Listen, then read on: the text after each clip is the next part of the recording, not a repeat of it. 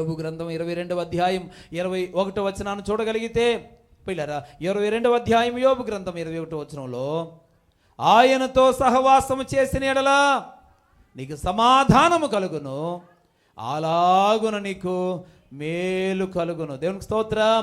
నీ సహవాసము లోకులతో కాదు, నీ సహవాసము రక్షణ పొందని వారితో కాదు, నీ సహవాసము చెడిపోతున్న వారితో కాదు, జీవితంలో పిల్లలు బాధ్యత రాహిత్యంగా బ్రతికే వారితో కాదు నీ సహవాసం చేయాల్సింది. నువ్వు ఎవరితో సహవాసం చేయాలో ఆలోచించుకో. ఎక్కనైనా ఎంతవరకు ఎవరితో పడితే వాళ్ళతో సహవాసం చేస్తావు, నీ జీవితాన్ని నాశనం చేసుకుంటూ ఉన్నావు. నీ సహవాసం సరైంది కాక నీకున్న పరువును ప్రతిష్టను పోగొట్టుకున్నావు, ఆస్తిని కోల్పోయావు. నీ సహవాసం సరిగా లేక ఎవరు ఏది చెప్తే అది నమ్మి నీ జీవితంలో చాలా వరకు పిల్లలు నాశనమవుతూ వచ్చావు. పిల్లరా, అతడు సహవాసం లేనివాడిగా ఉన్నాడు. సహవాసం యొక్క విలువ తెలిసిన వారిగా మనం ఉండాలి. ఎందుకనంటే మనందరినీ కూడా యేసుక్రీస్తు ప్రభువారు ఆయన సహవాసానికి ఆహ్వానించాడు. యోహాను రాసిన మొదటి పత్రిక 1వ అధ్యాయం 3వ వచనాన్ని చూడగలిగితే, నాతో కూడా మీకును సహవాసము కలుగునట్లు మేము చూచిన దానిని వినిన దానిని మీకును తెలియచేయుచున్నాము. దేవునికి స్తోత్రం.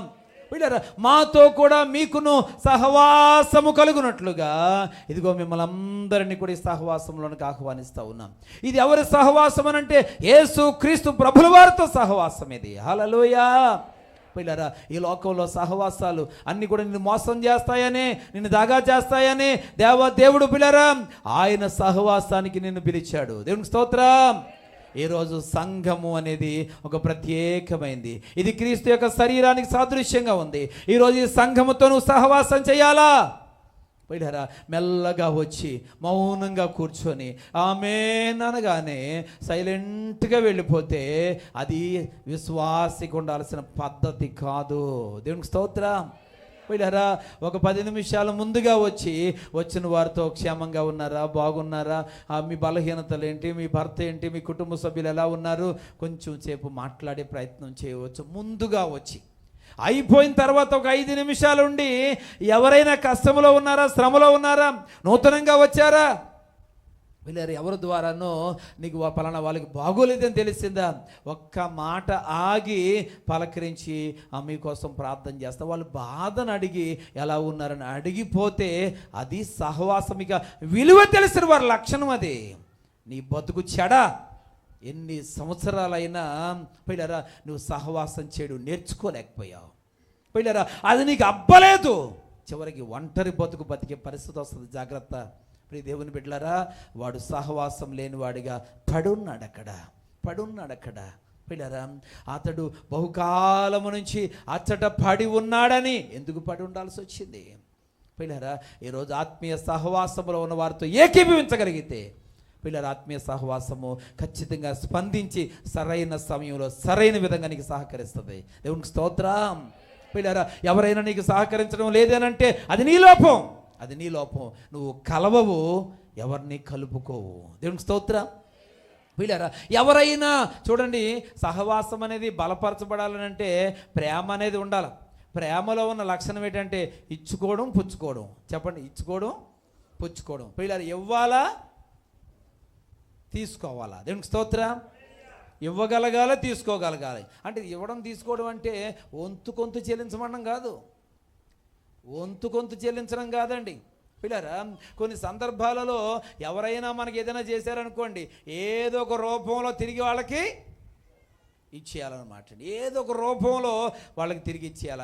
ఇలాంటి దరిద్రపు ఆలోచన, దరిద్రపు స్వభావం మనకుంటే పిల్లరా ఎన్ని సంవత్సరాలు ఎన్ని చేసినా కానీ చివరకు ఒంటరితనం తప్ప ఏం ఉండదండి. నేను అంటాను, వంతు కొంత చెల్లించుకో. వాళ్ళ దగ్గర ఉందా, తీసుకో. నీ దగ్గర ఉందా, పెట్టు. దేవునికి స్తోత్రం. వాళ్ళు ఎంత పెట్టారా, నీ దగ్గర లేదు కదా, ఎంతే పెట్టు. దేవునికి స్తోత్రం. పిల్లరా, వంతు కొంత కాదు. వాళ్ళు ఎంత పెట్టారు, అవును ఉంది, వీళ్ళు నీ దగ్గర లేదు, ఇంతే పెట్టు. వాళ్ళు పెట్టినందుకు పెట్టద్దు, ప్రేమతో పెట్టు. పోయి దేవుని బిడ్డలారా, ఈరోజు చాలామంది ఇలాగ రుణం ఉండకూడదని చెప్పి ఏదో ఒక విధంగా రుణం, వీళ్ళకి సహవాసం ఉండదండి. వీళ్ళు ఎవరితోనూ సహవాసం చేయరండి. పిల్లరా, ఒంటరి పిల్లి పుచ్చి చచ్చిందంట. దేవునికి స్తోత్రం. పుచ్చిందాకా చచ్చిందాకా కూడా ఎవరు రాలేదట. పిల్లరా, ఈరోజు నలుగురితో కలవగలగాలి. కలవాలంటే నలుగురు మనస్తత్వాల్లో ఏకీభవించాలి, కలుపుకోగలగాలి, కలవగలగాల. ఈ యొక్క భేదాభిప్రాయాలు, ఈ మధ్యలో ఉన్నటువంటి ఈ యొక్క వైషమ్యాలు, ఈ ఆటంకాలు తొలగిపోవాలంటే నీ మనసు ఫ్రీగా ఉండాలి. కల్మషంతో కూడిన ప్రేమ కాకుండా స్వచ్ఛమైన ప్రేమతో యథార్థమైన స్థితిలో నీవు ఉండగలగాలి. దేవునికి స్తోత్రం. హల్లెలూయా.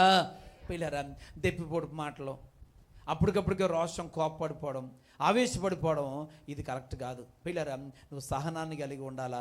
అన్ని విషయాలు సామరస్యంగా ఆలోచించగలగాలి. పెద్ద మనసుతో, దూరదృష్టితో నువ్వు ఆలోచించగలిగితే నీతో సహవాసం స్థిరపరచబడుతుంది. దేవునికి స్తోత్రం.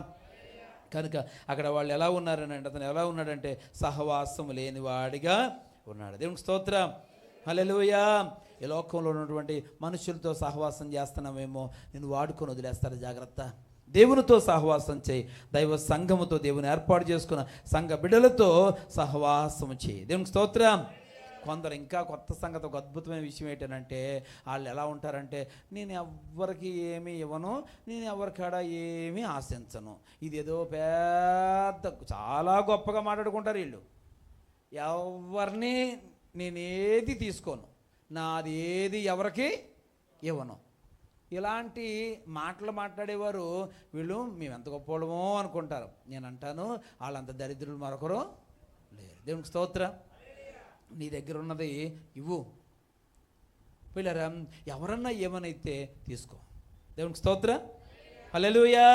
కాబట్టి దేవుని వాక్యం వింటున్న వాళ్ళారా, ఈరోజు నేను ఎవ్వరికి ఏం పెట్టను, ఎవరిది ఏది నేను తీసుకోనంటే నేను అంటాను వాడు మనిషి అని అంటాను. పిల్లరా, మానవత్వం ఉన్న మనుషులుగా మనం ప్రవర్తిస్తే మన అవసరం ఉన్నప్పుడు నలుగురిది సహాయాన్ని మనం తీసుకుంటాం. వాళ్ళ అవసరంలో ఉన్నప్పుడు నలుగురికి మన సహాయము చేయడానికి సిద్ధంగా ఉండాలి. దేవునికి స్తోత్రం. అప్పుడు మన సహవాసం స్థిరంగా ఉంటుంది.